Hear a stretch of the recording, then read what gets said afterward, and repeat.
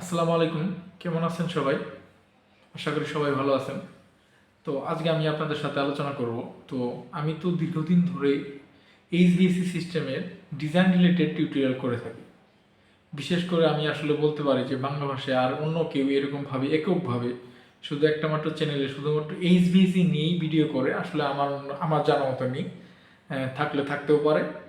তো আমি যেহেতু দীর্ঘদিন ধরে আমি ফ্রিতেই সবাইকে ডিজাইন শেখাচ্ছি, এর মধ্যে অনেকেই আছে যারা যাদের অনেক ইচ্ছা যে সে একজন ডিজাইনার হবে, অথবা সে একটা এইচভিসি প্রজেক্ট ইঞ্জিনিয়ার অথবা মেনটেন্যান্স ইঞ্জিনিয়ার, কিন্তু তার একটা স্বপ্ন যে সে ডিজাইনটা শিখবে, কিভাবে একটা চিলার সিলেকশন করে, কিভাবে একটা কুলিং টাওয়ার সিলেকশন করে, কিভাবে পাইপের ডায়ামিটারটা সিলেকশন করতে হয়, কিভাবে ডাক্টের শীটের থিকনেস সিলেকশন করতে হয়, একটা কত টনেসের জন্য কত কী রকম সাইজের কপার পাইপ লাগে, আপনারা কোন টাইপের রুমগুলোতে কী টাইপের এফসি ইউজ করতে হয়, কেমন রুমে এয়ার হ্যান্ডেলিং ইউনিট ইউজ করবে আর কেমন রুমে এফসি ইউনিট ইউজ করবে, এবং কি কোন জায়গায় কী টাইপের ডাক্টিং ইউজ করবে। যেমন কোনো জায়গায় রাউন্ড ডাক্টিং, কোনো জায়গায় স্পাইরাল ডাক্টিং, রাউন্ড আর স্পাইরাল একই টাইপের, দুটো শুধু দুই রকমভাবে তৈরি করা হয়।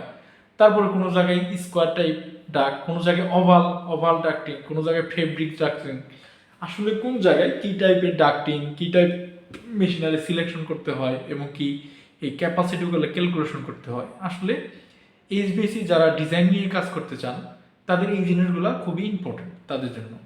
তো বিশেষ করে যারা ধরেন প্রজেক্ট ইঞ্জিনিয়ার, তারা দীর্ঘদিন ধরে 10 বছর 20 বছর ধরে প্রজেক্টে কাজ করতেছেন, কিন্তু আপনি জানেন না যে আপনি সব সময় দেখেই যাচ্ছেন যে একটা 5 টনের এসিতে ডাক্তার সাইজ যা 10 টনের এটা আপনি মুখস্থ করে নিচ্ছেন, কিন্তু হঠাৎ করে যদি আপনাকে একটা বলা হয় যে 10,000 সিএফএম এর ডাক্তার সাইজ কত হবে বা 3,000 সিএফএম এর ডাক্তার সাইজ কত হবে, আপনি ঘাবড়িয়ে যাবেন বা আপনি পারবেন না। আপনি ওই সময় বলবেন যে এটা তো একটা ডিজাইন ডিপার্টমেন্টের কাজ, আসলে না।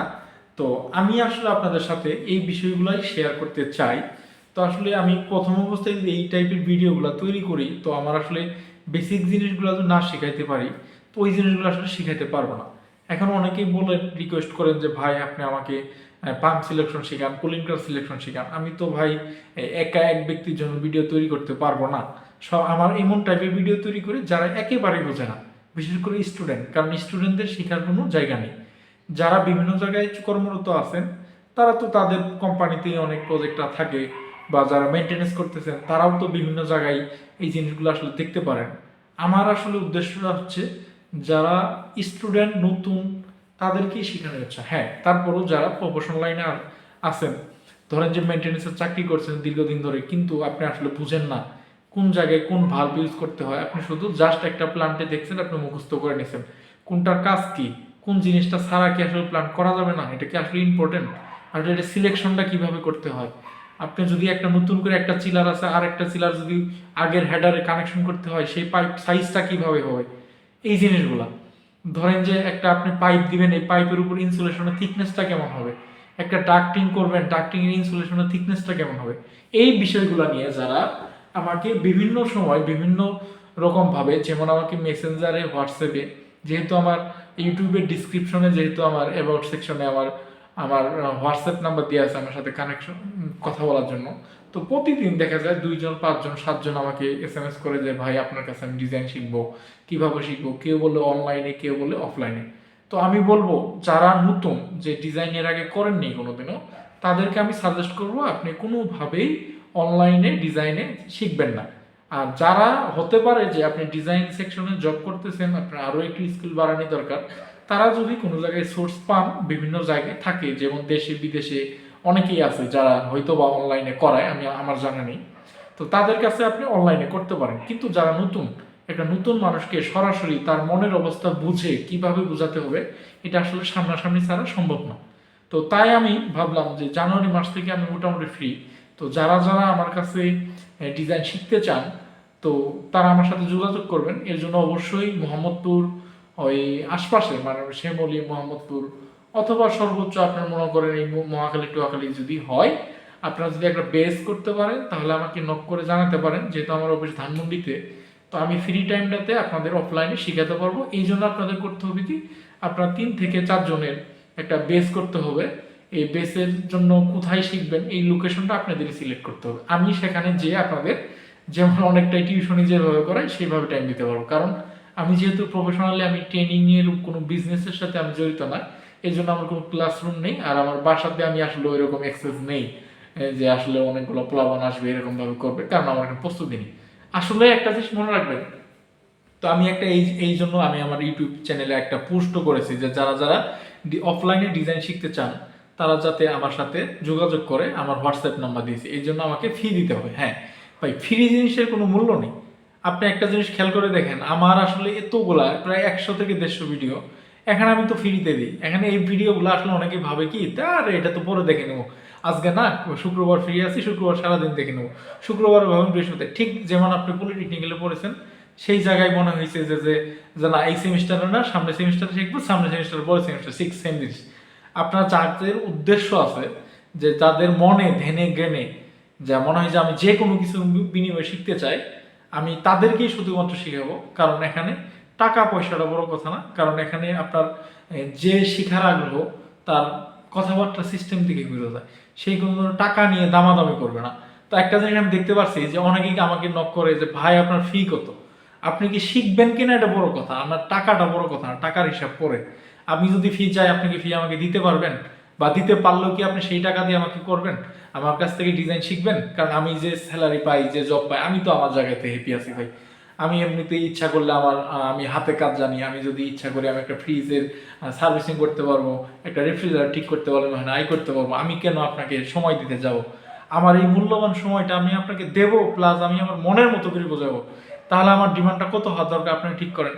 আর আমার যদি এরকম হয়, ধরেন যে মানুষ, আপনি যদি একটা জিনিস খেয়াল করবেন যে একটা স্টুডেন্ট যে সময় বেকার থাকে, তার কোনো আয় থাকে না।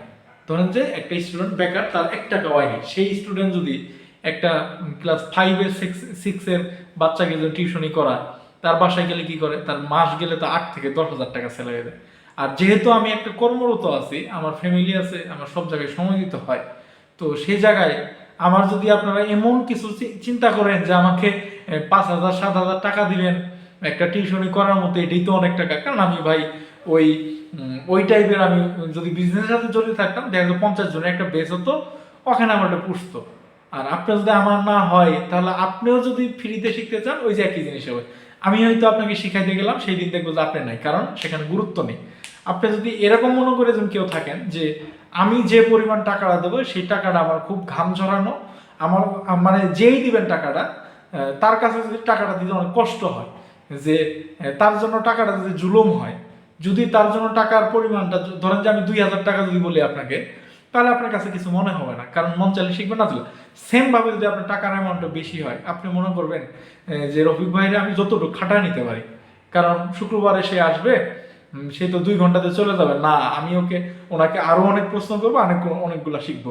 এমন যদি করার মেন্টালিটি থাকে, তাহলে আমার সাথে নক করবেন। শুধুমাত্র আমাকে হোয়াটসঅ্যাপে কানেক্ট হয়ে একটা সালাম দেওয়ার জন্য আমাকে নক করবেন না।